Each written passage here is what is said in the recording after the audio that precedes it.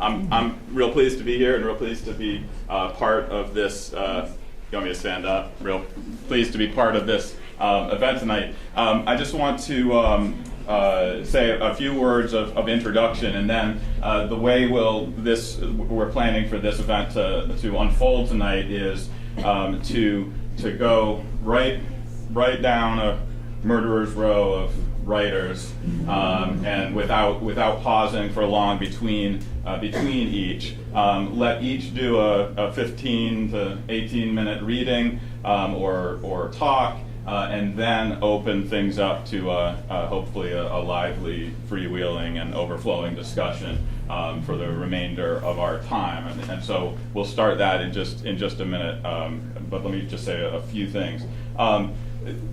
The panel tonight, of course, you came because it was advertised as a panel that would offer perhaps an answer to the question of what does it mean to be Southern, and I think it's important to start by telling you something that won't hopefully surprise any of you, which is you will decidedly not learn in simple terms what it means to be Southern tonight. So bait and switch is over. You're here. You're seated. I don't think you're going to get a straight answer to that tonight. When I popped my head into my colleague Joe Mills' office the other day to talk a little bit about how to structure this event, we both concurred pretty easily that we had set a high threshold with the event title, and that we'd have to come clean right away. So there you have it. Now the question, of course, of what does it mean to be Southern is a question that's been asked by artists and writers and historians for a long time, and they've answered in many different ways, and I don't know if they've gotten us closer to an answer for all their work, but perhaps they have. But if they have, it's that the more we write about and think about and ponder about what it means to be Southern, perhaps the fact of a Southern distinctiveness comes out more clearly. But that distinctiveness is probably best understood as a elusive kind of multiplicity. I guess the only other thing I'd like to say before we start is to say a couple things just as a way of framing this event within the under the banner of the This School, This City exhibition and programming that the event is part of. I mean, one thing I would say is that this event, the genesis of this event, really is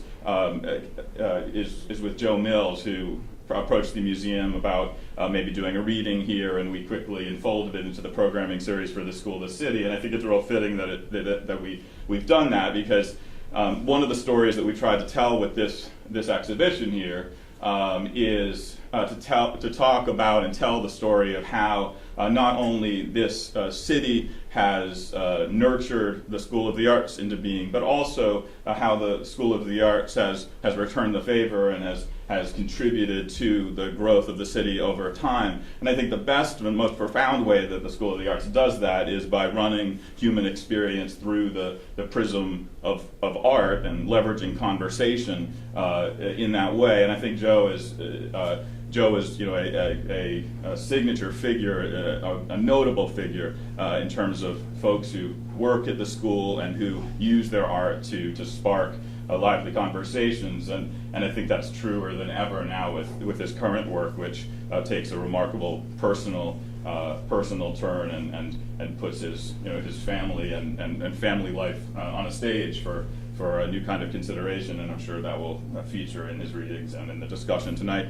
And secondly, I can't help but note that one thing about the story that this exhibition about the school's 50-year history in this city is exploring is the fact that when this school came to this city, it came at a particular moment in history, and it came its arrival is just one small part of this city's new interrogation of its own identity. It obviously plays a part in this city's journey to embracing a new identity as a city of the arts.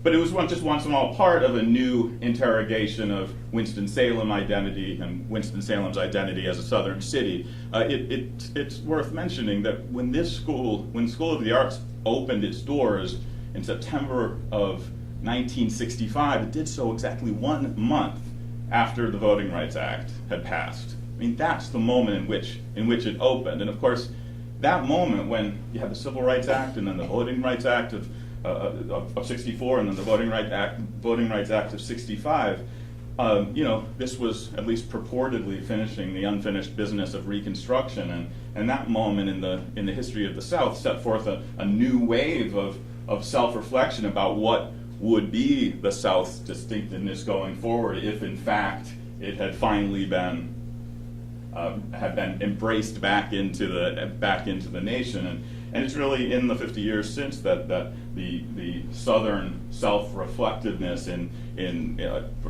history and in literature has taken on new energy, and I think partially is provoked by that moment in history. But I see something about in Winston-Salem the story of this school's arrival and that context of the mid-1960s as somehow operating hand in hand. So in that sense too, I see this event, which is in its own way gonna explore Southern identity as in keeping and resonating with the larger historical project that the museum is engaged in right now. So anyways, enough from me. With no further ado, let me just introduce our three readers. I'll just go ahead and do all the introductions now, and then we'll just go to town. Let's see. We're going to start with Ed Southern, who's at the far end. Ed is a Winston-Salem native, a writer of nonfiction and fiction, and executive director of the North Carolina Writers Network. His first work of fiction, a collection of short stories set in the North Carolina Piedmont region, is Parlous Angels, published by Press 53 in 2009. Cheryl Harry, in the center, is director of African American programming at Old Salem Museum and Gardens. She's the founder of Triad Cultural Arts, Inc., and author of Winston-Salem's African American Legacy, which was published with Arcadia Press in 2013. And last, Joseph Mills, is Susan Burress Wall Distinguished Professor in the Humanities at the University of North Carolina School of the Arts. And many of you know that Joe's newest volume of poetry, his fifth with Press 53, was released just a couple months ago. It's titled This Miraculous Turning. So, thank you, the three of you, for being here, and turn it over to Ed. Thank you, Mike. I can generally project pretty well. If I stay seated, can everyone hear me? I'm going to assume that the people behind the cups are nodding too. Thank you for the introduction, Mike. Thank you to the New Winston Museum for hosting us. Thank you to all of you for being here tonight. And thank you to Joe for inviting me to be a part of this panel. Even though I came very close to saying no. And that was before I knew people would be staring at me through windows here.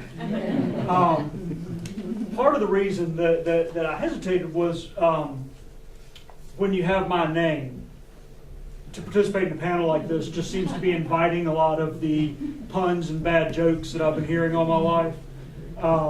And I really wasn't sure I was up for that. But I decided to brave it.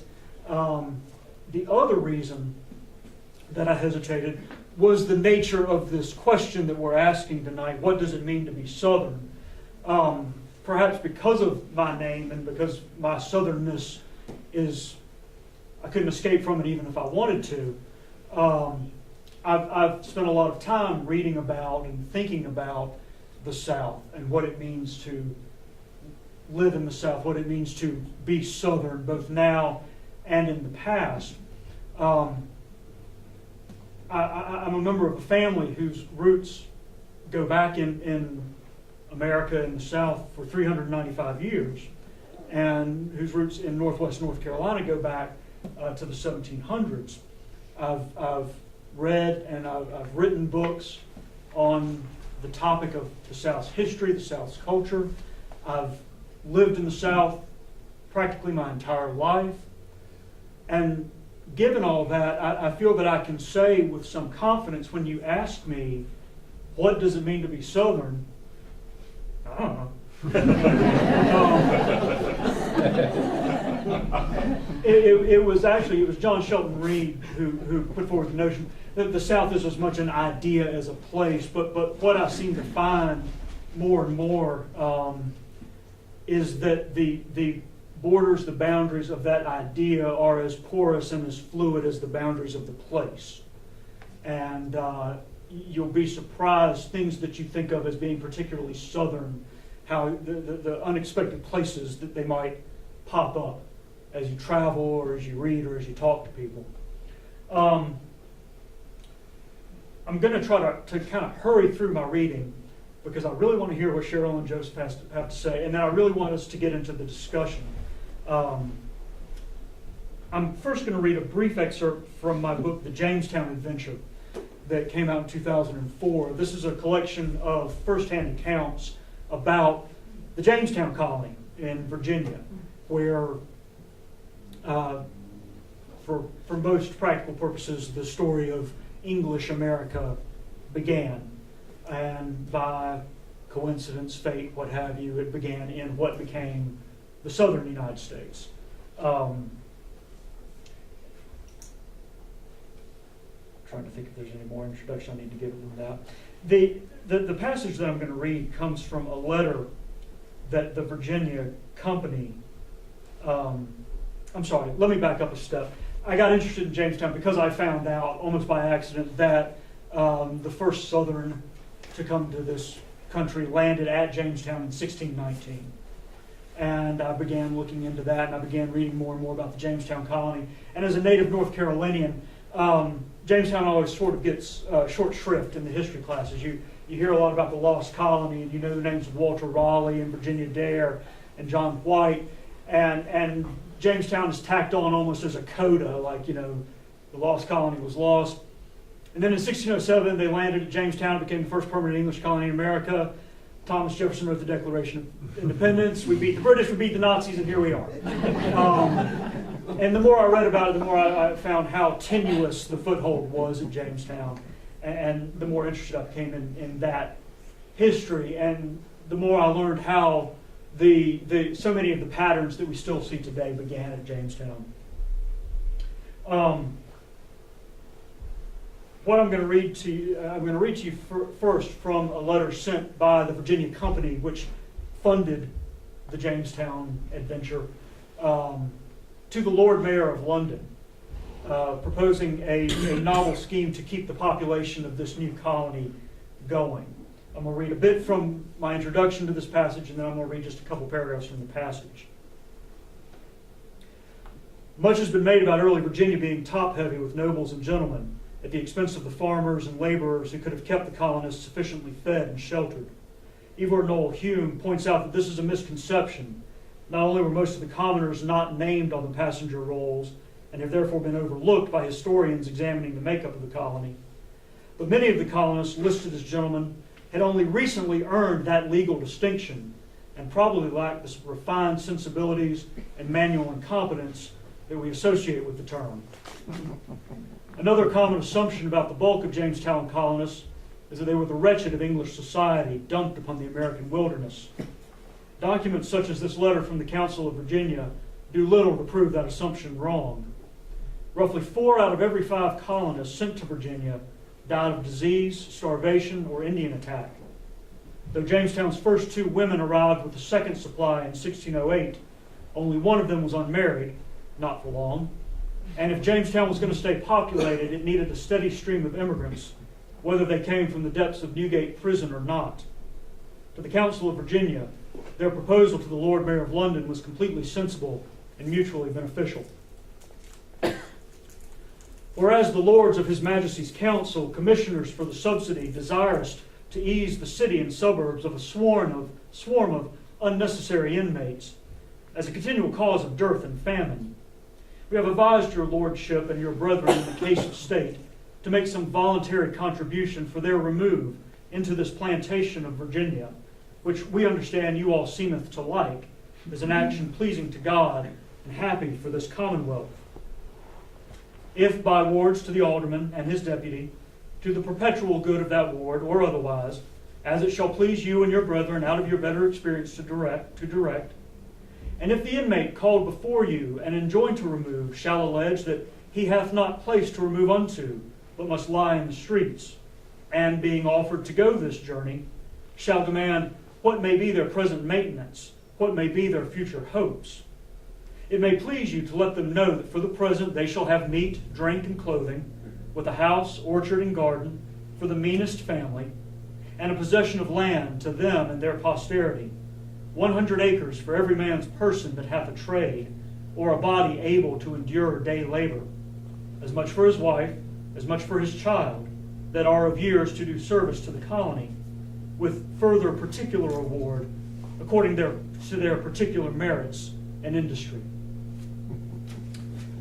So from the get-go, you have this paradox between the land of opportunity and the straightening of that opportunity. It mentioned in the introduction about the legal distinction of gentlemen. That was, in that time in England, a legally defined class. You couldn't just call yourself a gentleman if you had nice manners. The primary requisite for being a gentleman at that time was that you didn't have to work. You had some source of income that allowed you to not sully your hands. You didn't have to live by the sweat of your brow or by your wits. This was the aspiration at the Jamestown colony. Many of the colonists who came, particularly the leaders, were classified as gentlemen, if not nobility, but they were often like George Percy, who was descended, if you're familiar with Shakespeare and Henry IV, was descended from Hotspur. He was as noble gets, but he was the 8th son. He had no prospects of his own. So he comes to Virginia hoping to make his fortune, to become a landed gentry in his own right. And it was very tenuous. You could find the opportunity to rise up into the gentility. You could just as easily fall back down. And most of those who came, if they were in the gentility, were only recently there. And I think that insecurity is a cultural pattern that we see played out throughout Southern history down to the present day. As a result of this aspiration towards being a gentleman, towards not having to work, with some notable exceptions, one of the most notable being just that way over my left shoulder, the Protestant work ethic didn't exist in much of the South, as we tend to think of it in America. That the nobility of all labor was not something that was held on to, for the most part. Obviously, there were exceptions. You see this played out in another often overlooked chapter in Southern history, the labor struggles, particularly in the early 20th century in the South, as much of the South became industrialized and workers would try to organize and would try to unionize. We especially had, how many of you know about the Lorraine Mill strike in Gastonia? Very few raise their hands. I'm glad to see some raise their hands.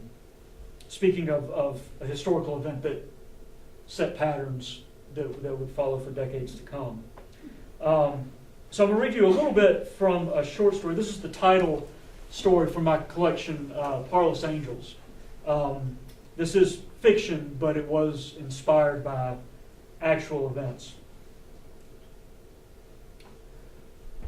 30 years ago, no lone deputy, armed or not, would have set one foot in Mother McCaskill's house. Michael Hawkins, bulging holster on his hip and warm rifle in his hands, didn't know that, but he did swallow hard as he passed through her door. He remembered the stories his mother had told him about Mother McCaskill. 30 years ago, the stories meant more, and more stories were told. When Mother McCaskill came to town, whole gardens died. Mother McCaskill walked past, and the dogs on the street took to howling. Mother McCaskill set her evil eye upon you, and the next day you might wake up lame if you woke up at all.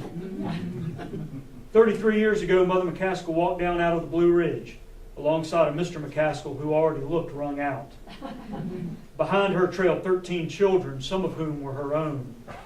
The others were children of her older children, the ones who had bred and then died, or run off to the west or to the sea, or swore they'd never come down from their mountain, but told Mother she could take the little ones so they'd neither freeze nor starve. Nobody knew how many children Mother herself had given birth to. The McCaskills were some of the last to come out of the deep hills, back when the mills first opened. Her man died bent and gray before his first year at the mill was up. Mother McCaskill grew tomatoes and cucumbers and unfamiliar herbs in the garden in the yard behind her house. She ate the produce or sold it at a stand out by the highway where nobody knew her, and what she made from the herbs she sold round back. She sent her 13 children off to school or to the mill, and sometimes they went. Most days they ran screaming through the muddy streets, throwing rocks at whatever they thought might suffer or break, stealing what they thought they could use or enjoy, and laughing at the law and at the shotguns pointed by red-faced, hollering mill hands. At home at night, they howled as bad as the nearly wild dogs that Mother McCaskill took to keeping in the yard. To guard, she explained with a spit, never explaining what they guarded. By the night that Michael Hawkins walked armed through her door, Mother McCaskill's 13 children had grown and gone. They'd scattered themselves throughout the mill towns up and down the Catawba Valley, or found work in the factories of Winston and the foothill towns north of the Yadkin. Mother McCaskill had lived alone for years, a cat, her only companion in the house, constantly circled by the pack of swarming dogs. Nobody bought what she made from her herbs anymore, either because they no longer trusted them or because they didn't know what her potions were supposed to do. Nobody talked about her much anymore. Nobody had been to see her in years before Michael Hawkins walked in. Before he approached her door, when he was standing at the far end of her street, ready to shoot, he saw her screen door swing wide, and he saw a shadowy form cross her porch and run inside her house. Hawkins started to run, but he stopped after just a few strides.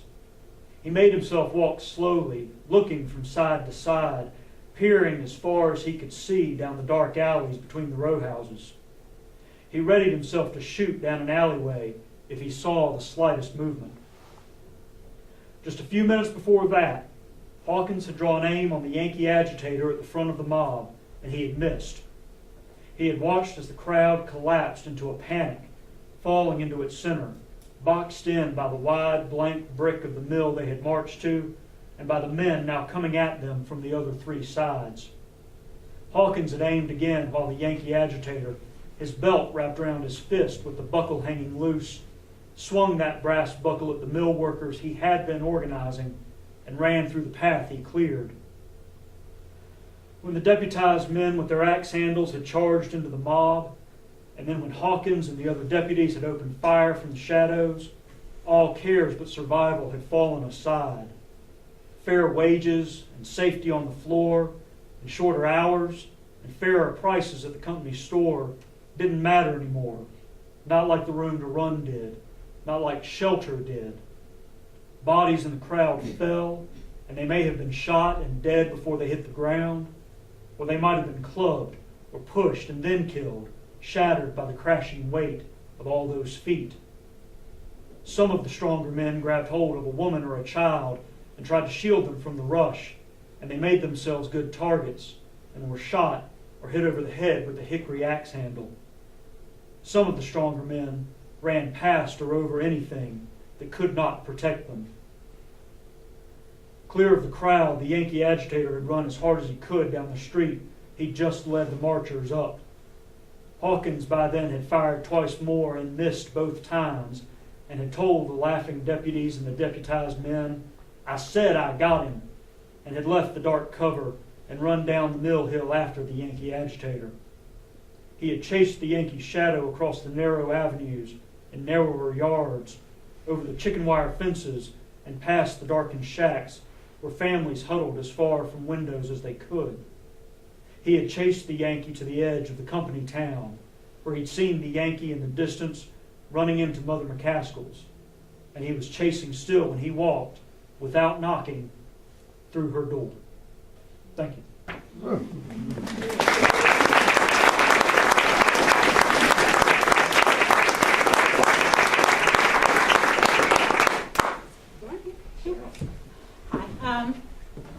I did a pictorial, so my writings, I sort of put them all on one sheet, because I'm going to be going from intro to picture, and I hope it's going to feel sort of connected for you.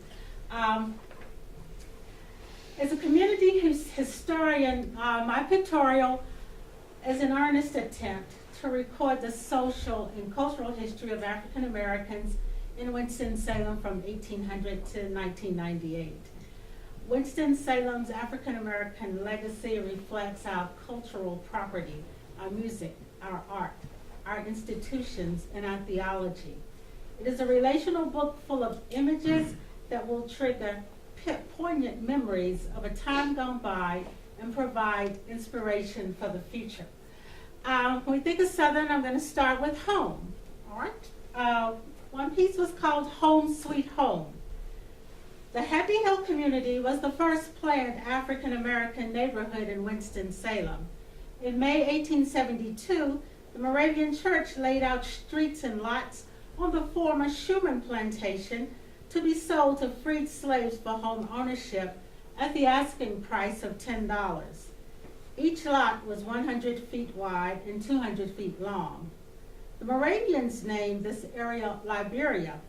However, the freedmen called the neighborhood Happy Hill, and it has retained that name today.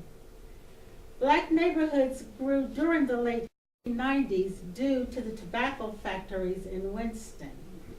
Columbian Heights was home to middle-class blacks and was comprised of the Slater Industrial School, leading black businesses, churches, and better homes. Happy Hill, on the other hand, was a small settlement of tobacco workers, laborers, and domestic workers. A number of blacks lived in Walltown, a community adjacent to Happy Hill. Urban renewal destroyed many African American neighborhoods. Referred to as slums and the ghetto by outsiders, these neighborhoods were home sweet home to the people who lived there. For children living in lower income neighborhoods, playtime was made up from the resources surrounding them. Cardboard boxes became slides. Girls made dolls from soda bottles and twine. Boys made scooters from old skates, and car tires became swings from a tree. And most kids played outside all day long, moving from street to street and always ending up at a creek. Separated from friends and memories, these resilient descendants of slaves decided to reclaim their past in the 1990s. Neighborhood reunions began springing up around the city. Former residents gathered in parks in the old neighborhoods and spread picnics and reminisced of the good old days, when men and women dressed in their finest for church, when baths were taken in foot tubs, going to the corner store to get pop, or what we call soda now, and going to the movies at the Lincoln and Lafayette theaters. That was home sweet home. Collective empowerment was another section. I thought that, people really band together back then to make our community better. So I'm going to just read a little bit about what I call collective empowerment. African American social organizations have a long history of community improvement in Winston-Salem. They've unapologetically used their collective power to mobilize and support education, economic development, involvement in the political process, and training and leadership for youth. In 1918, women from churches and clubs organized the Phyllis Wheatley Home in response to segregated boarding houses. The answers to prayers of 23 Twin City Negro women was the newspaper headline on January 2nd, 1927. The home not only provided lodging for women who came to Winston-Salem to work in the factories, but offered educational classes in the day and the evening for men, women, boys, and girls by certified instructors. And today, Twin City men and women are still leading community-based initiatives to improve the quality of life. Fraternities and sororities have taken the lead in providing programs to mentor males, provide etiquette training, and help fund college education through scholarship programs. One such organization was the YMCA, and this was a caption for one of the pictures. According to an undated newspaper article, the colored branch of the YMCA, formerly known as the Patterson Avenue YMCA, and is now known as the Winston Lake Family YMCA, have been in existence since 1911. The first known meeting location of this YMCA was in the old Depot Street, and Depot Street is now Patterson Avenue. And the YMCA met there until it burned in 1926. In the 1920s, community leaders, both black and white, saw the need for a permanent Negro branch building, and their first goal was to acquire property. The leading black men favored the old Depot Street site, and in June 1927, they staged the first major all-black money fundraising drive to be held in the state of North Carolina and possibly the entire South. Their goal of $25,000 was big money, and they went after it, and this is in quotes, with a whoop and a holler. Another organization was the Experiment in Self-Reliance, chartered in 1964 to eliminate poverty and homelessness. This organization was led by Louise Wilson. Their programming included 8 community houses in low-income areas to provide a place for residents to freely speak about their needs and problems. And throughout the years, the ESR has been a beacon of hope in the community, from the war on poverty to welfare reform. There are 2 other organizations that I want to lift up. The FileMaker chapter of Alpha Kappa Alpha Sorority, who made a conscious decision to do something above and beyond the call of duty. In 1986, a vision was formed of building affordable housing in an inner city neighborhood. The sorority used the expertise of its membership and their service mindset to construct Aviom's apartment complex. This complex includes 44 apartment units and a community center, which is available to organizations to utilize. And then there was the Winston-Salem alumni chapter of Delta Sigma Theta sorority, who has had an affinity for the arts, which led to the establishment of Winston-Salem Delta Fine Arts, Inc. in 1972. It was the city's first nonprofit cultural and educational organization established by African American women. The organization established a permanent collection of paintings and sculpture at Winston-Salem State University by acclaimed North Carolina-born African American artist. We can't, when we talk about the South, we sort of have to talk about protest and civil rights. And I want to just read a piece about an incident that happened in 1895. This chapter was called Service, Protest, and Civil Rights. The quest for life, liberty, and pursuit of happiness has been a hard-fought battle. Slavery's demise in 1865 did not end racism and second-class citizenship for African Americans. A racial disturbance that began in March of 1895 is an indication of this. A black man was killed by a policeman who was not found guilty in spite of eyewitness testimony. 2 months later, in May, the man's brother, 19-year-old Arthur Tuttle, was among a group of black men that officers had asked to clear the sidewalk so that a white woman could pass through. They all did except Tuttle. According to the police report, Tuttle remarked he would move when he got damn ready. A fight ensued, and Tuttle emerged with a gun and fatally shot the policeman. Charged with second-degree murder, there was apparent concern for Tuttle's safety because he was put on a train and sent to the Guilford County Jail in Greensboro. Then he was later moved to Mecklenburg Jail in Charlotte. In August, he was returned to Winston-Salem for his trial, and the rumor erupted that he was going to be lynched. And that's when about 20 black men armed with shotguns, loaded with birdshot, surrounded the jail to protect him. The papers reported that 300 to 500 blacks gathered at the jail. However, that number is disputed by historians who feel the number was a lot lower. However, when told to disperse and go home by the mayor and the sheriff, the crowd remained intact. The mayor brought in a well-trained militia group, the Forsyth Rifles, and gave them instructions to fire to hit, which they followed. According to the paper, the encounter lasted 4 hours, and it's interesting, the paper reported that some of the militia received flesh wounds, but no record of whether blacks were killed or injured.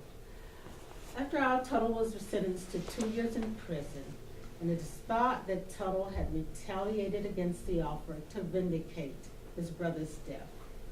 Tuttle and the men that went on to protect him that night on August 11, 1865, are the forerunners of the freedom fighters in Winston-Salem. And we'll highlight Carl Matthews here as one of those freedom fighters. On February 8th, Carl Matthews sat down at the S.H. Press lunch counter, which would begin the sit-in movement in Winston-Salem. On February 23rd, 1960, 11 African-American students at Winston-Salem Teachers College, now WSSU, and 10 white students at Wake Forest joined the protest. On May 25th, 1960, Winston-Salem became the first city in North Carolina to desegregate its lunch counters. Matthews became the first African-American to be served. He also initiated and financed the first freedom ride of the 60s to allow Negroes to sit where they chose on gray buses. And he also initiated the breakdown of rear seat segregation in the courtrooms of Winston-Salem and led the first successful demonstration to open up restroom facilities for Negro women in downtown Winston-Salem. And I'm going to close here with the church, because if you're a true Southerner, come Sunday morning, you find yourself at church. I'm going to open up talking a little bit about Salem. You know, I work at Old Salem. I have to talk about people in Salem. Sam, an enslaved African purchased by the Moravian Church, was the first person baptized in the New Salem Church in November 1771, becoming the first black Moravian in North Carolina. Eventually, many more enslaved African Americans would join the church. It is believed by some that many of those enslaved may have joined the Moravian Church in an effort to receive more humane treatment and to escape the cruelty and harshness of slavery. Fittingly, it would be from a church that the enslaved people in and around the town of Salem would hear the announcement of slavery's demise. The church has always been a driving force in the African American community. From the pulpit, black ministers could spread messages of hope, empower, and educate their members on economic, political, and social issues. Ultimately, ministers became the power brokers because they had the ear of the black community. The preachers were the only group not indebted to the white power structure and did not have to worry about economic, political, or job-related backlash. Black ministers are responsible for many of the gains that African Americans obtained, particularly during Reconstruction, when they challenged the Jim Crow laws, and during the Civil Rights Movement. In the early 1980s, new young ministers were coming to Winston-Salem to pastor churches. In the past, black ministers had worked with the city's white power structure to maintain peaceful race relations through negotiation. However, the new ministers presented a new style to address race relations, and it was a confrontational, in-your-face method. Anyone seeking to get their message to the black community made a stop at the ministers' conference, now led by these young ministers. And then the millennium ushered in another wave of young ministers who were pastoring in a postmodern culture which changed the face of ministry in the city. Men's and Women's Day programs were replaced by empowerment conferences. Dress down replaced dressing up for worship. And digital advertising replaced the each one, reach one concept. And ministerial autonomy became the rule instead of the exception.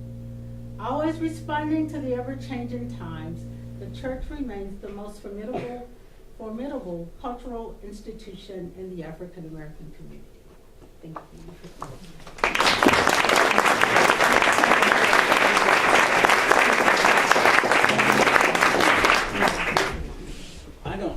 I'm worried I'm going to seem rude that I'm going to stand, but I'm going to stand because I'm more comfortable standing. Not that I'm trying to top dog you. And as soon as I start talking, you can tell that I'm not from around here. I'm actually the northerner on the panel. And I've lived here since 1998, actually. And two experiences when I went back up north happened. The first was I was walking down the sidewalk and somebody was coming towards me and was a stranger. And I nodded to him and I said, "Hey, how's it going?" And he looked at me like, "Why are you talking to me? I don't know you." And he walked right by me without saying a word. And I thought, ooh, I've lived in the South for a while. And then the second one was this summer where I went back to my hometown in Indiana and I had a reservation at the hotel. And I said, "I have a reservation." He said, "Fine." He took my credit card, he gave me my key, and he walked away. I thought, he's being so rude. He just checked me in and walked away. And my wife started laughing. She's like, "Yeah, you've been here for a while." That's just efficiency. So the first poem from this book, not the first poem in the book, but that I'm going to read is we were only going to stay a year or two. It was 1998. We weren't going to stay. And I have two children now. The way my children speak sounds strange to me. They put unnecessary syllables in words. Watching football, my son says, "Daddy, that's just a big old mess." It's odd that I can name almost all the children in the neighborhood, where they go to school, and the jobs their parents have or have lost. I nod to strangers. I give directions according to where places used to be.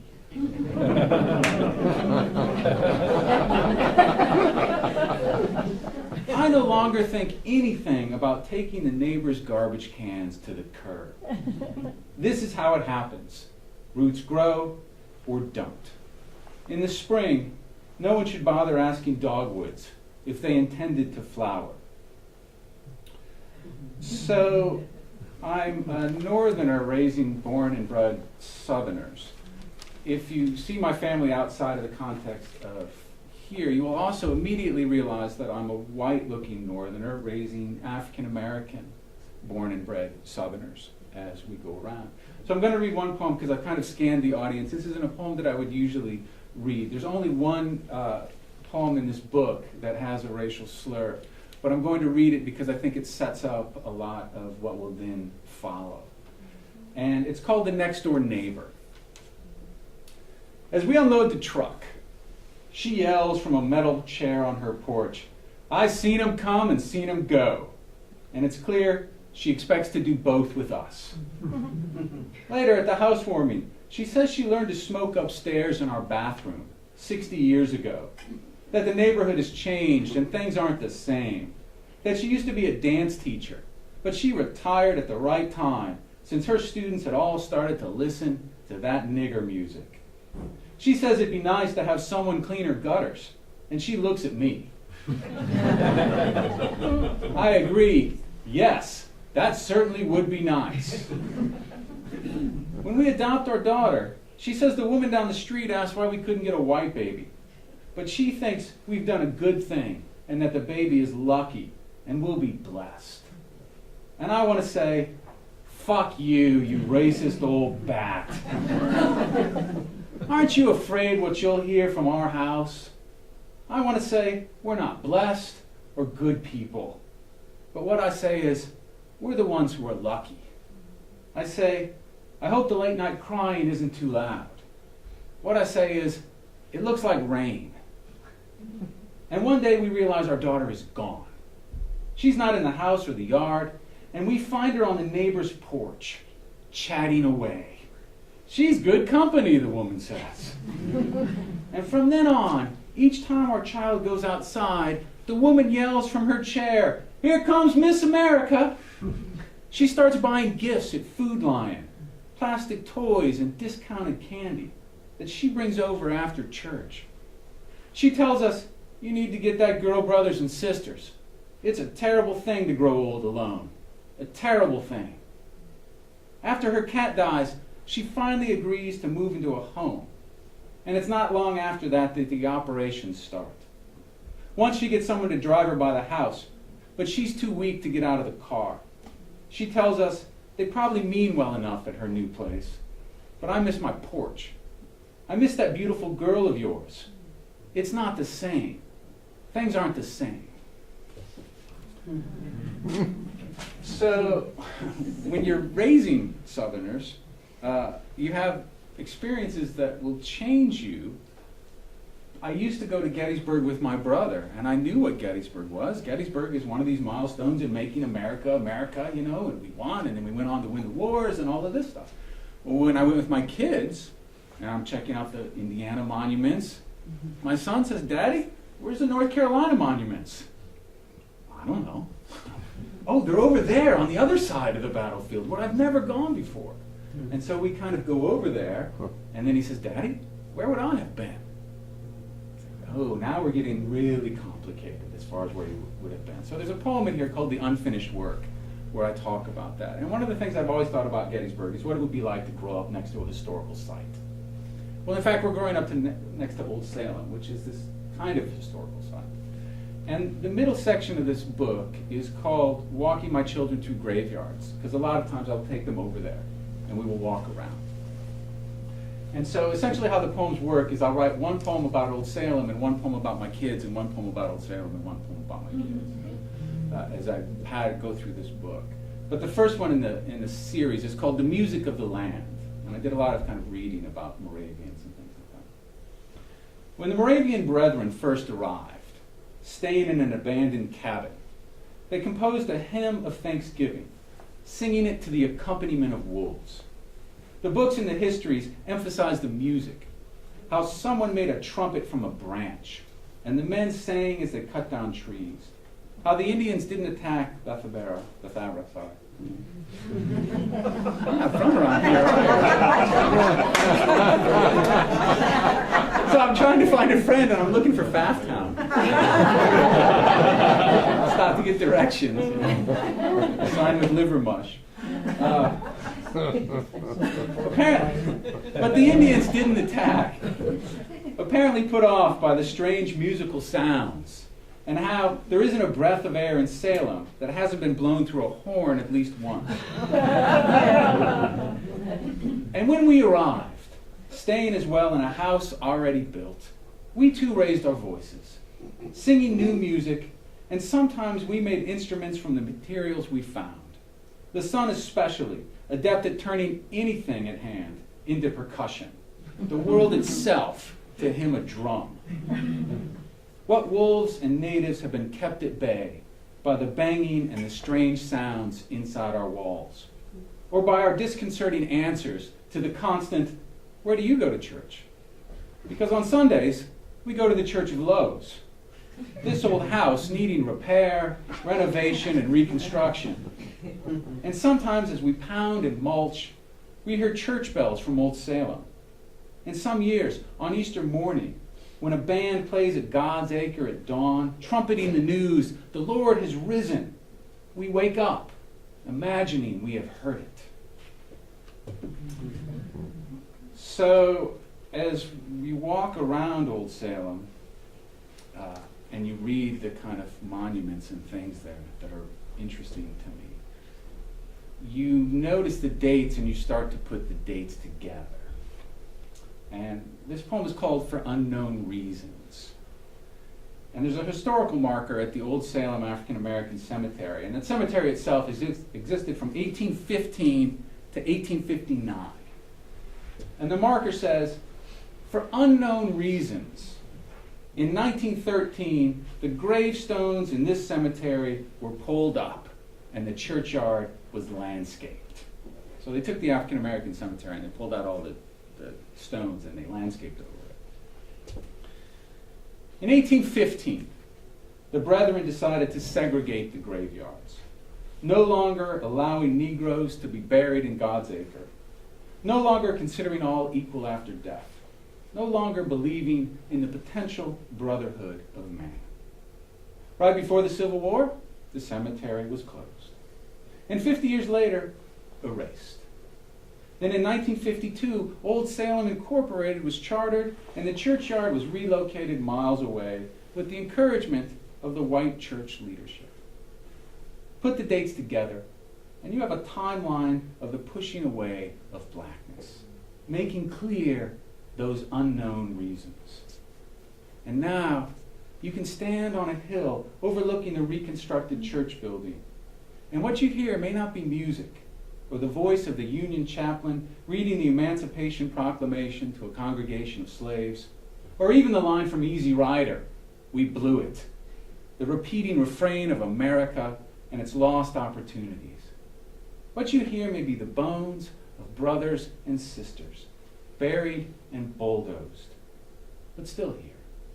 Bones insistently whispering names and stories and existence into the dirt, up through the grass, and into every breath of air.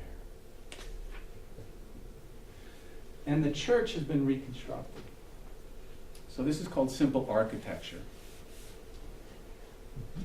I toured the African American church with my son, who would rather be back outside collecting rocks.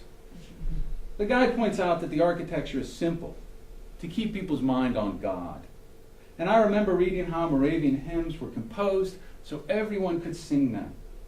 I think of how I'm searching for the right forms for these poems, ones as simple and solid as wooden bowls.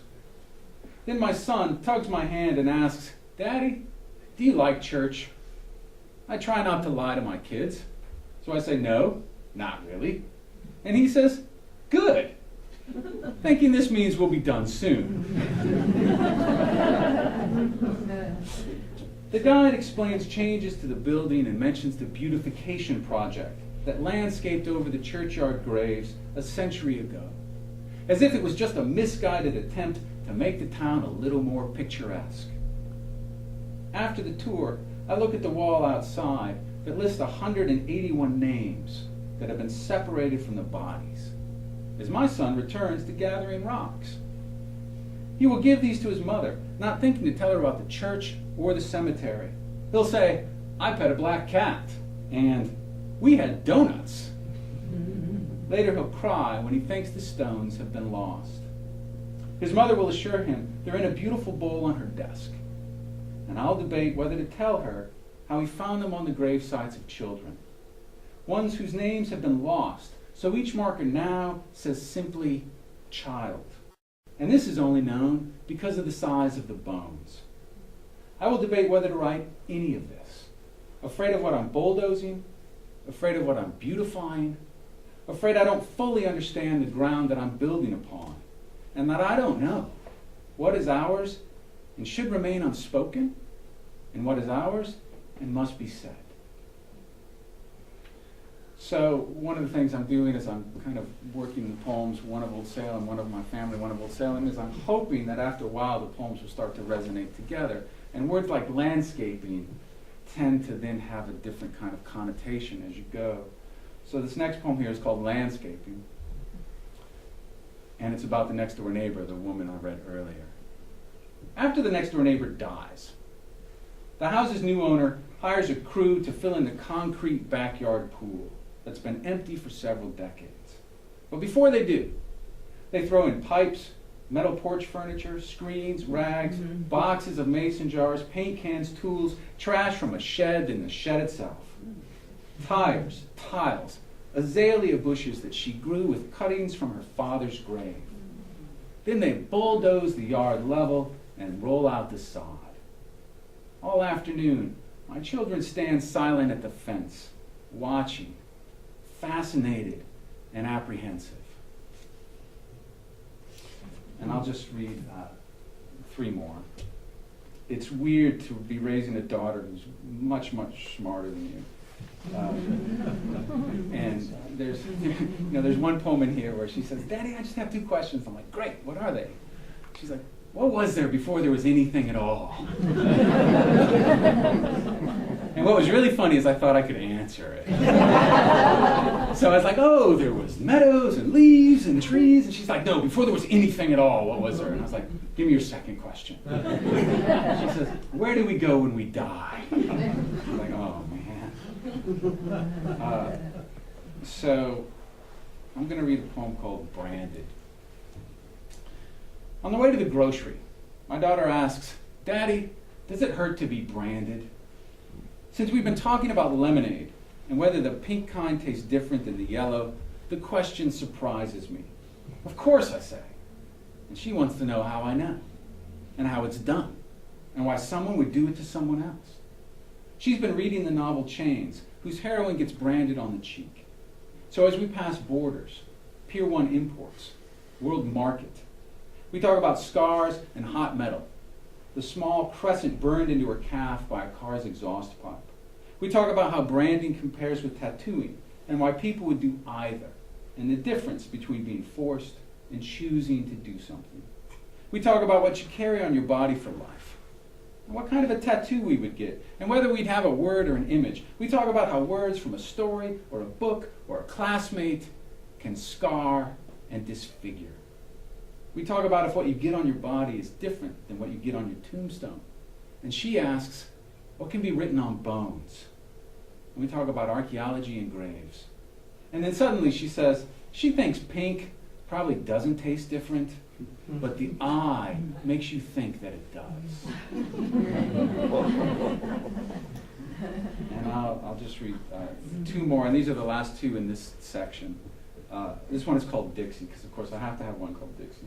I had a poem I could never work out, and it is when my parents bought her a karaoke machine, and I heard her trying to sing Dixie upstairs. And it was this moment of, I know I should be doing something about this, and I'm not sure what. It's like, I just want to go to the circuit breaker and shut everything down. Let's stop for a minute. But that poem I could never work out. This is called Dixie. Walking home from Old Salem, we hear singing coming from a small single-block building that's been abandoned for years. Now it's the Ecclesiastic's New Faith Deliverance Center. We stand outside the windows for a moment and listen to hymns in Spanish. We don't speak Spanish, so we don't know what they're saying. And yet we know exactly what they're saying. How long does it take to be from around here? When did that Japanese weed kudzu become Southern? When did Moravians, immigrants, start claiming the land by tradition and heritage? Was it when they formed marching bands for the Confederacy? Or when their children began talking differently than them? Was it when they considered others as newcomers? It's doubtful there will ever be a plaque here, a reconstruction of these lichen-covered bricks, or a historical reenactment of this service. Yet it's the same story as the one being told and sold at the Old Salem Visitor Center. The forming of a community of fellowship, the singing together in a strange new land, the rooting and the blossoming of belonging. And this last one is here. Where are you from?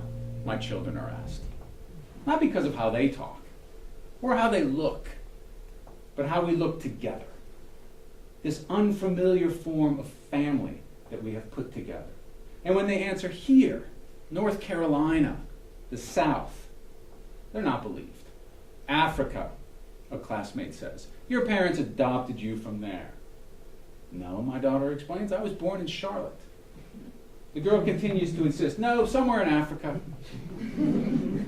My daughter comes home, where she's lived all her life, where she recognizes everyone on both sides of the street, where she intimately knows each tree in a 3-block radius. And she recounts the discussion. We all agree it's puzzling. And we wonder how to respond. Is there something she wants us to do? Perhaps talk to the teachers or the parents? Yes, she says. There is something. Maybe, before dinner, we could put on some music and dance together here, in our house, our family, such as it is, such as we are.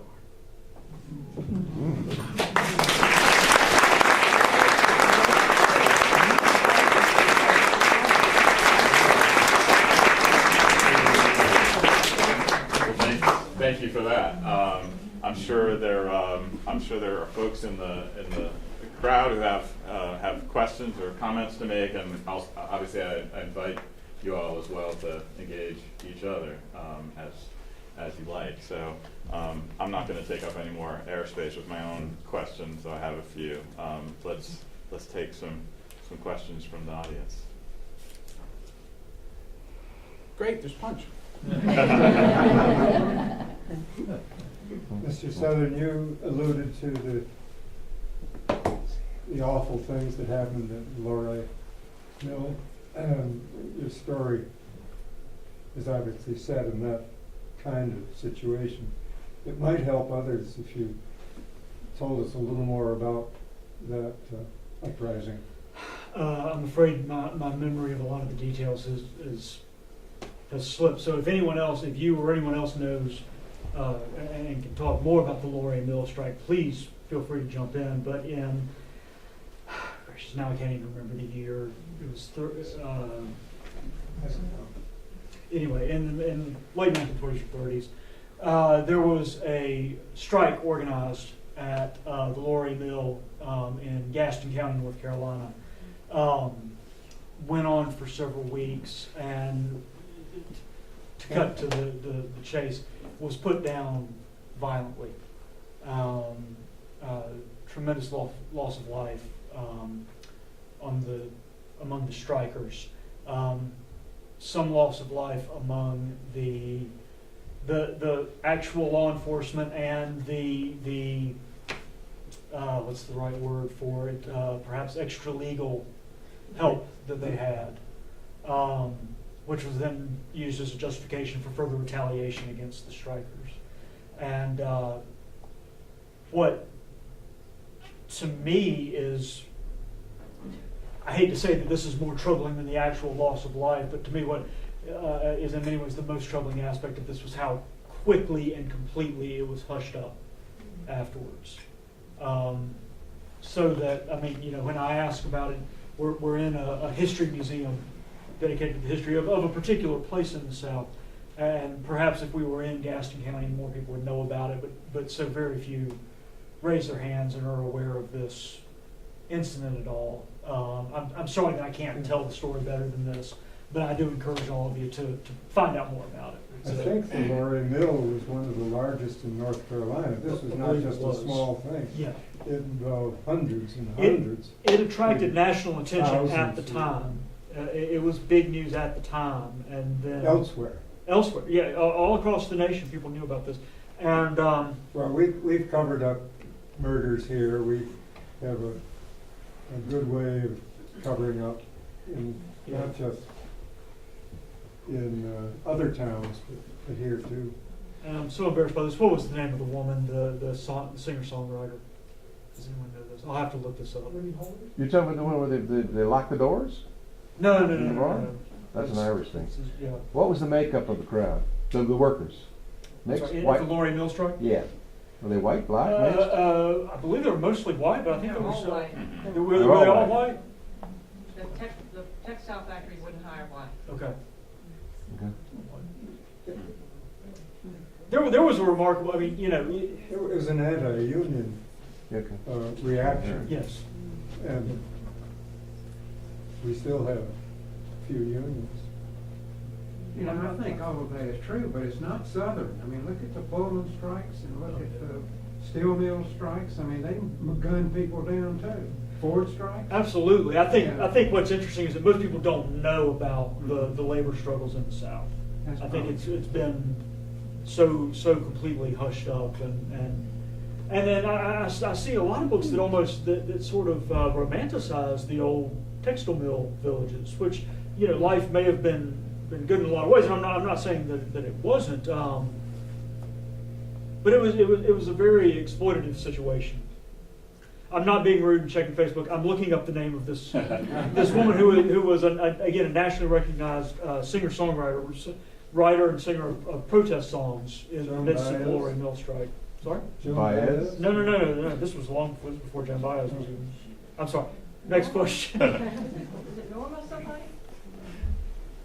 To respond to what you're saying about the romanticization of the mills, I think it just goes to show that whether you're talking about being across the creek in Happy Hill, or whether you're in a mill town or in houses provided for tobacco workers here in Winston, people form community wherever they are. And they find ways to connect to each other in ways that may not be intended, but which make life bearable. And I think it's important that we always remember that that's a characteristic of humankind, wherever you are. Absolutely. Ella Mae Wiggins was the name of the songwriter, the protest singer I was trying to think. I apologize. What were you going to tell us about her? Just that you ought to find out more about her. She was one of the strikers who was killed in the strike. She was riding in the back of the truck with several other workers, as well as at least a couple of children. Oh my goodness, my memory's fading. On the way to a protest, and they were fired at in the dark. I think Doug Marlette wrote a novel about that too, or Yeah, his novel, The Bridge, Yeah. used some of that Some of the same. history. Well, that was yeah. his grandmother in Alamance County, but it was not the only place that happened. Yeah, Glory Mill was not the only strike that turned violent Yeah. at this time. Doug actually liked to talk about the fact that his grandmother had been bayoneted Yeah. in an attempt to put down a strike in Alamance County, and he ended up buying the mill owner's house. That's right, I have heard that. Yeah. Later on, when he became famous and the house was open, he bought it. Lynn had Other the questions? house. What's there? Any other questions? I have a comment. I'm a transplant, but I learned today that in the paper that if you lived here more than 20 years, I guess I'm a Southerner. So that was news to me because much like our panelists, I thought, oh, I'll just be here for 3 years. And now I've been here since 1987. But I love it here, and I have 2 homes, one in the Southwest and one here, and wherever I'm at, I want to be in both places. So it's really complex there, especially having children growing up here.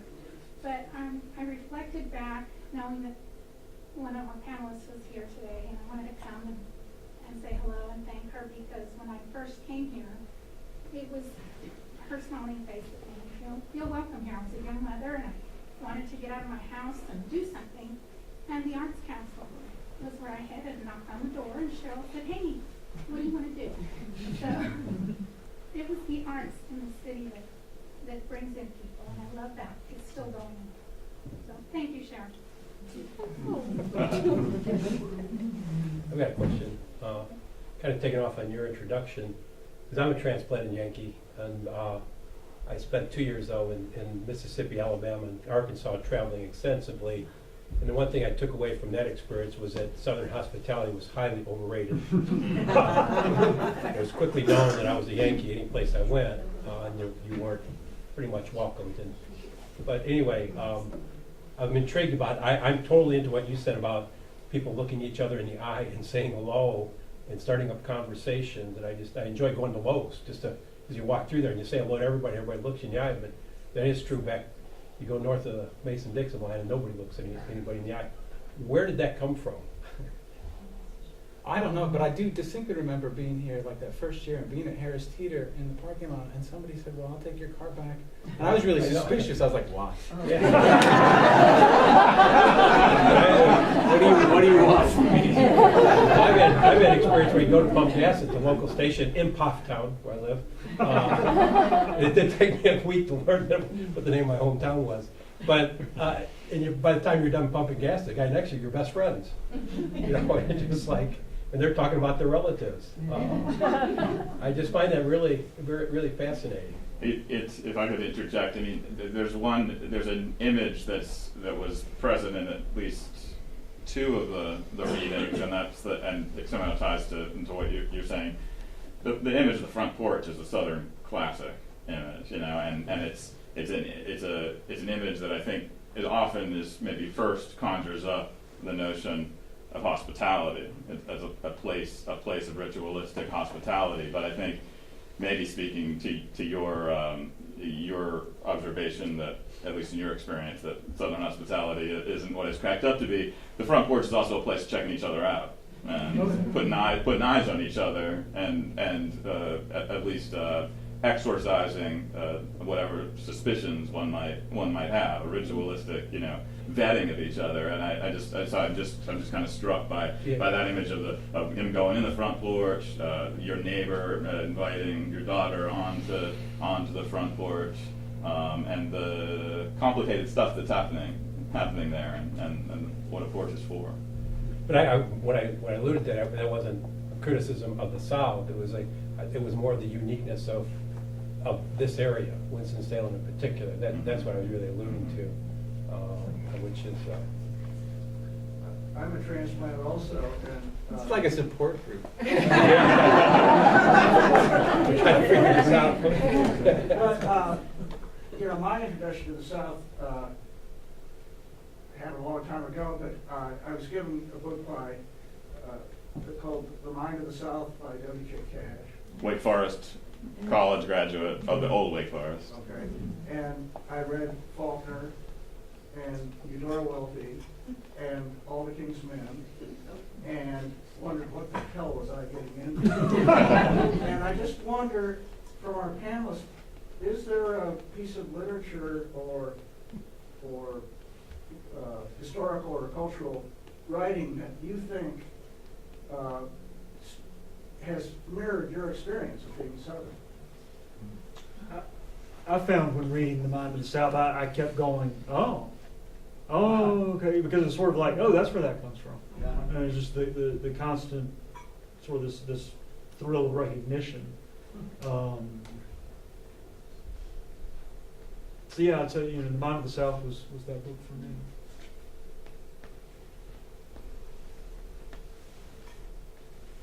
I'm looking at you, Cheryl, because I don't have an answer. No, nothing comes to mind.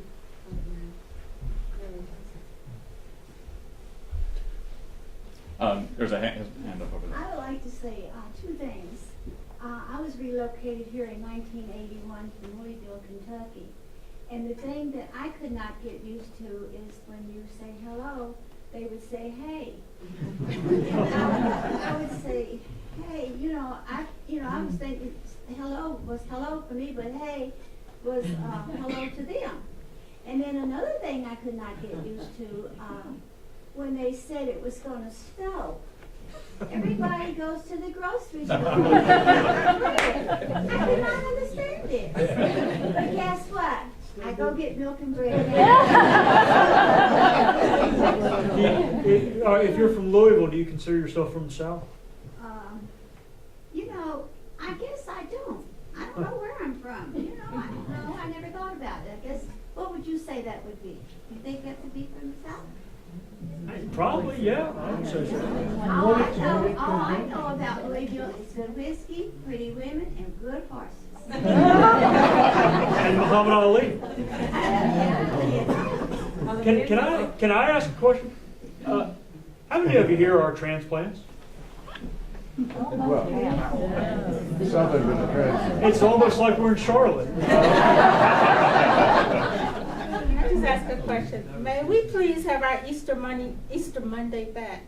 I'm writing that on Yankees. I love Easter Monday. Now when the Yankees came, I just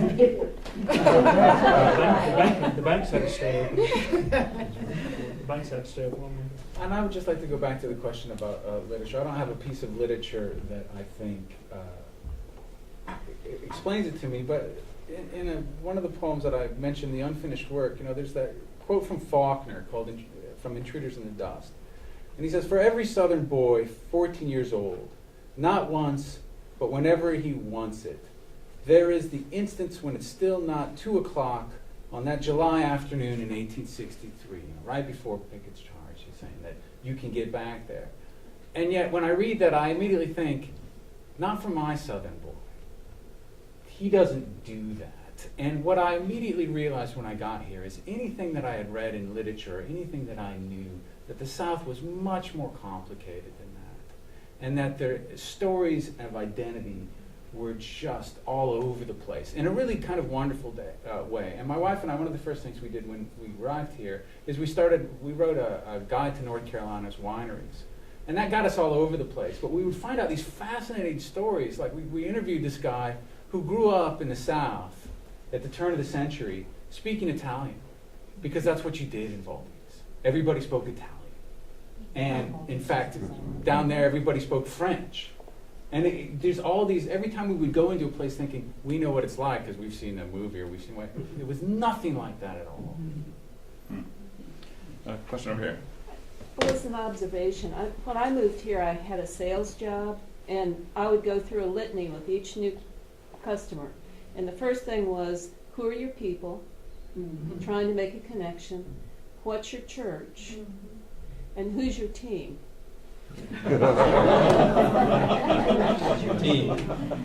How are your grandchildren? I think that's related to the we'll call it friendliness. I don't know that it always is, but the greeting, the obligatory greeting. And I get offended when I pass someone, if I'm running, when I pass someone and I'm not, hello, how are you? And they just keep on going. It actually outrages me. But I think he runs back and beats the crap. Well, I'm Southern, so I might. Give them my card and challenge them to a duel. But I think it's related. The constant search for connection. To turn it around, all the times that I've been to New York, and I've been in New York City a lot of times, I have never actually found the people there to be particularly rude. I have always found that if you just keep in mind that you've got however many millions of people on a 12-mile island, everything makes sense. You've got all these people. I wrote about it a couple of years ago in an essay about, there's always that one moment when I get back to New York when I never know where it's going to happen, but I'll be walking down the street or sidewalk or in Grand Central Station or whatever, and I'll have this moment of panic of, oh my God, where did all these people come from? How can there be this many people in one place? And this is just a tiny little fraction of them. Compare that to the South, where for the vast majority of its history, there were so few people, that you did want to know. Well, heck, maybe we are connected somehow. Let's see if we can figure that out. You also had the chronic insecurity in the South, economic and frankly violent, of finding out, are we allies? Could we be allies? I think it all, that all plays a part in it. I was going to say, having lived basically on the whole East Coast and Europe and what, Southerners take you as you are until you disprove it. Northerners, on the other hand, you have to prove yourself, and then you're accepted. Here you're accepted first, and you can disqualify yourself. But in the North, very quickly, but in the North. And I used to say, because my grandmother, my New Orleanian grandmother, it was a velvet glove over an iron fist. And, you were welcomed, but you had to live up to that welcome and that acceptance. There's somebody at the question window back there. And I thought he was just leaving, saying goodbye. In a way, you can actually look at that as, what's the purpose of the porch? It's to make them comfortable while they're waiting. But this is actually a comment about the Southern author that may give you a very good feel for the South. I was born and raised in Eastern Kentucky and Appalachia, and that whole Appalachian Mountain thing as part of the South is a fantastic way of looking at a subculture and Southern culture too. Even your references of she came out of the mountains, and that just developed a picture in your mind that was distinct from Southern right there. Southern mountain people, that means something different. But in Eastern Kentucky, there was an author, his name is Jesse Stewart. And if you've not read Jesse Stewart, in my opinion, it's fantastic about what it's like living and growing up in Appalachia and in the South. And one of the best, I think, is Taps for Private Custody. So if you What did you repeat? take a look at Jesse Stewart. Yeah. Taps for Private Custody. It's a fantastic example of his work. About anything he's written, you read it, you feel at home when you're reading it, because he wrote from his heart about what is it like being and encountering and actually being a hit or being a family that's outside of where it's supposed to be. So might be a good. Thank you. Good Thanks. Maybe can I ask a question sort of the panel that you can either choose to ignore or answer? I mean, I guess you're appearing here together because you've both written books that at least semi-consciously have their genesis as this is going to be a book that's in some way about Southern experience. And I wonder, I mean, I have my own sense of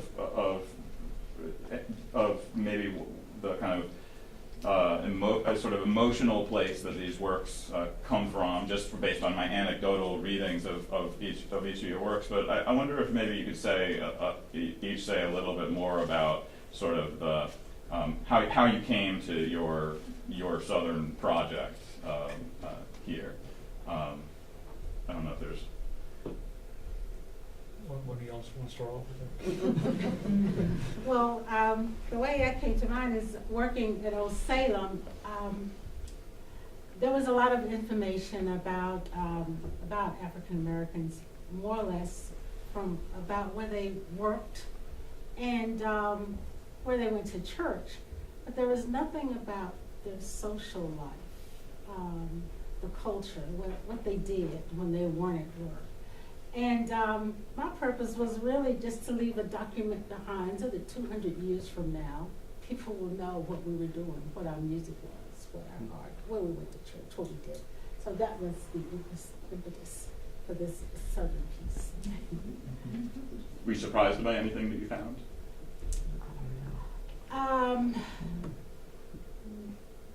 No, and I say that sort of hesitantly, but because I had projected or set out to what I wanted to convey. So. Mm-hmm.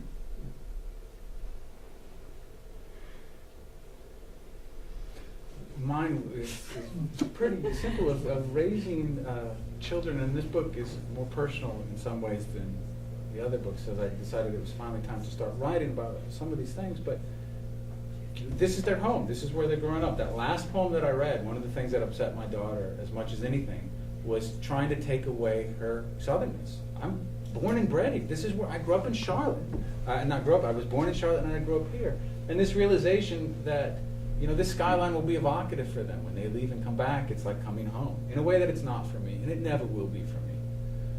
But this is their home. And so already in our own home, we're having these, you know, they make fun of the way their mother talks, who's European, who has a British accent. And they kind of make fun of her, and they make fun of how I talk, and we have different experiences. This going back home to my hometown this summer, my son kept looking out the window going, "Daddy, what's that?" "Well, that's a cornfield." It was really weird to me. And then we drive for like a mile and you go, "Well, Daddy, what's that?" It's like, "That's another cornfield. It's all cornfields." For like 100 miles. Don't ask anymore. So it's this concept of identity it's not actually something we think about in our house, frankly. We don't think about race in our house. We don't think about what it means to be Southern in our house.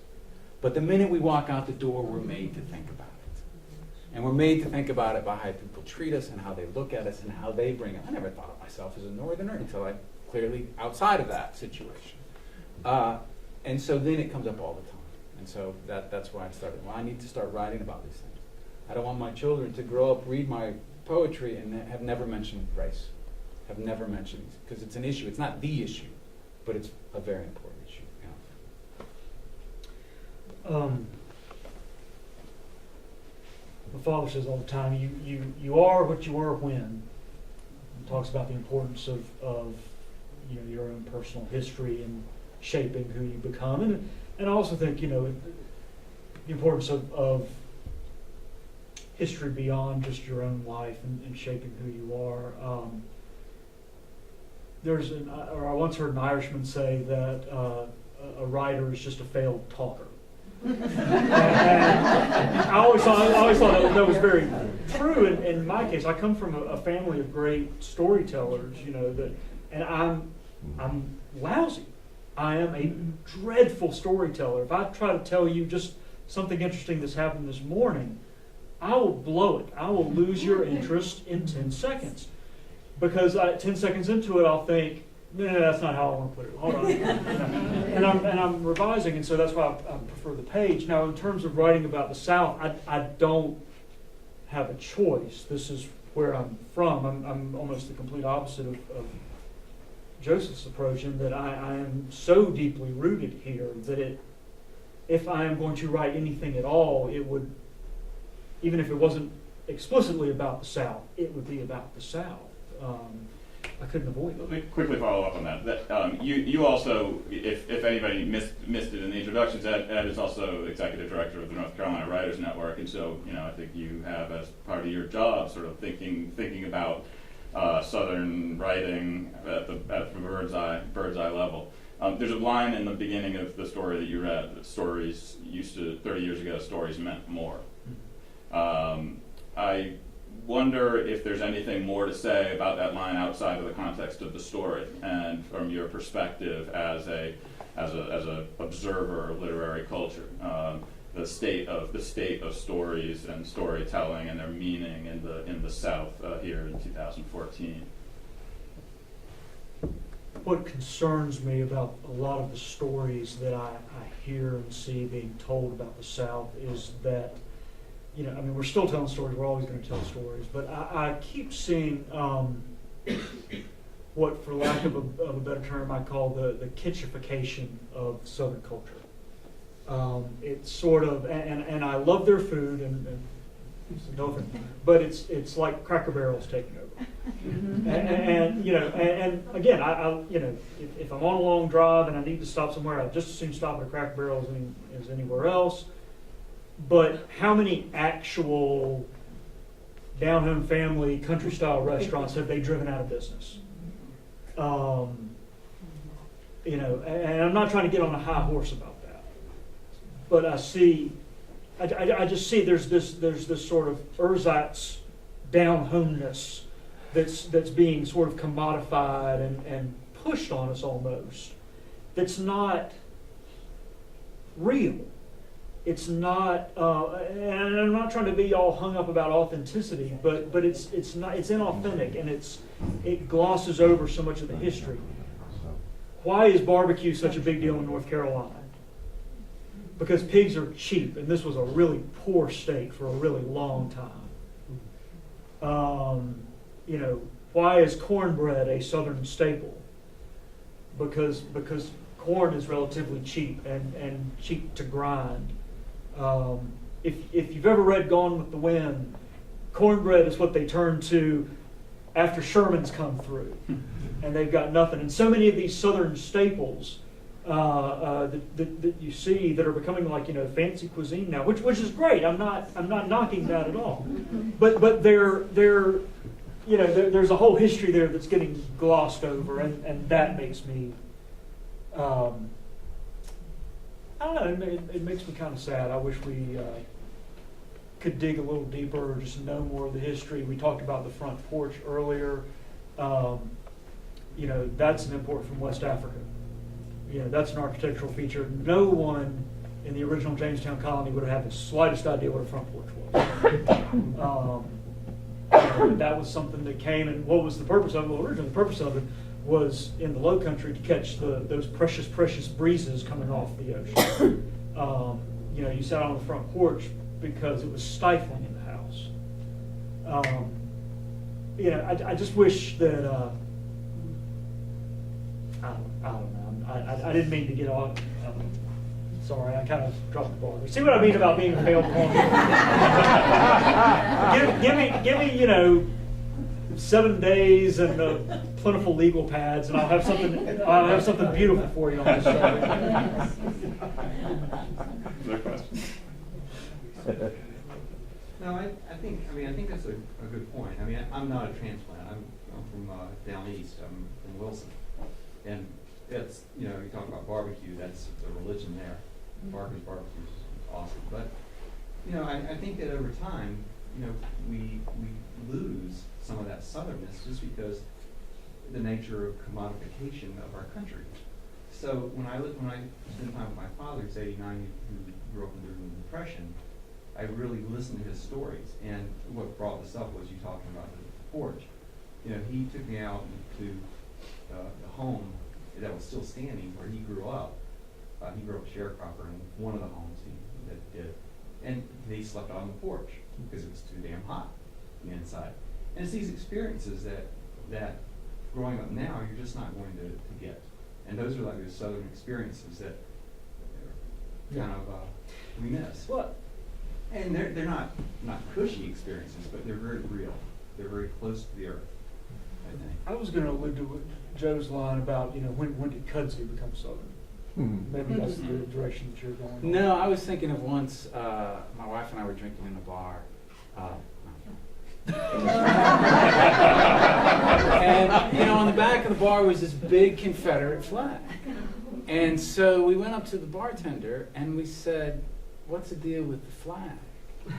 And he said, "Well, you know, we just like to think of ourselves as a bit of a rebel." He said, I went up north for a little bit to work, but the way I talked, they made fun of me and they acted like I was stupid, so I came back down where all my family is.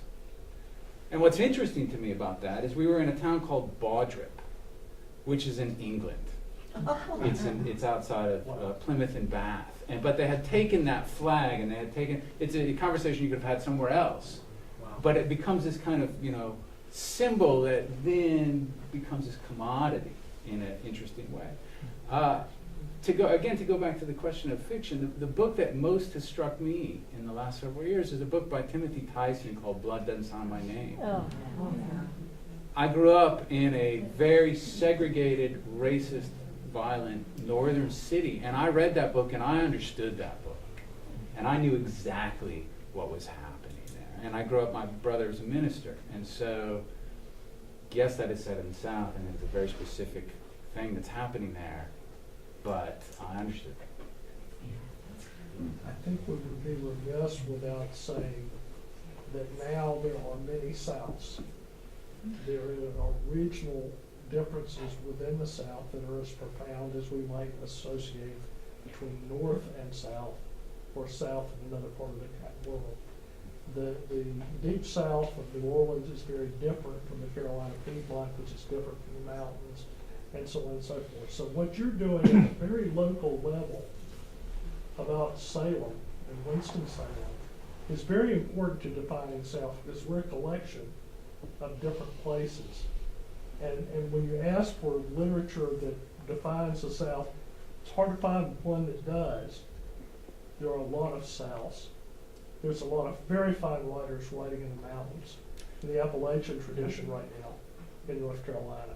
And I think what's great about this project is, as much as the Southern history and all that, it gets bulldozed over constantly, all the time, and lost. And so I would go so far as to say there have always been many different Souths.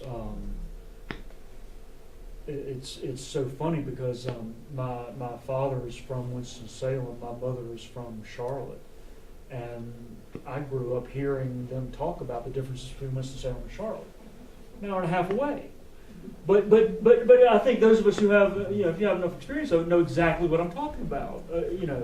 That Winston-Salem is not the same as Charlotte. And then my wife is from Birmingham, Alabama.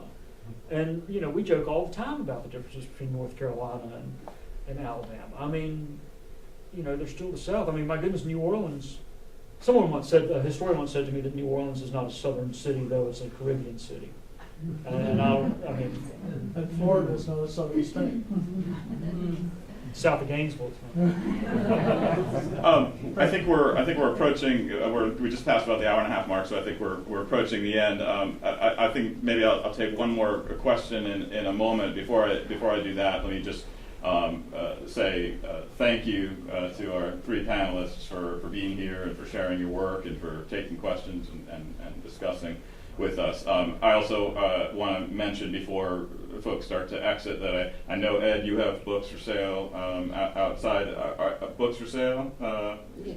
Books for sale? All right. We got books for sale on the way out, and I assume that these folks will be more than happy to sell you books and sign your books.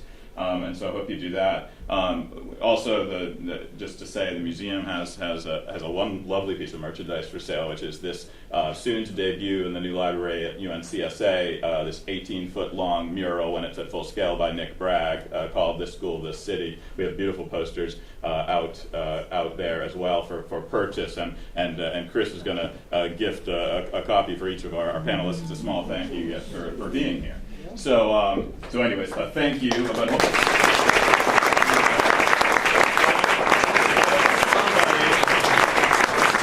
asked the perfect question. I have a comment. All right. I think so much of this is dissipating, and what's so different, even for my young generation, is when we were growing up, people didn't move as much. I'm not where I grew up, and you grew up and you knew your grandparents, you knew your great aunts and uncles, you knew your cousins, you knew who your fourth cousins were, and you knew your best friend's great aunts and all. And so that's very different. That's a real feeling of community that was in every town, big and little, I mean, more. And that's going away really fast. I think that's happening in other parts of the United States too.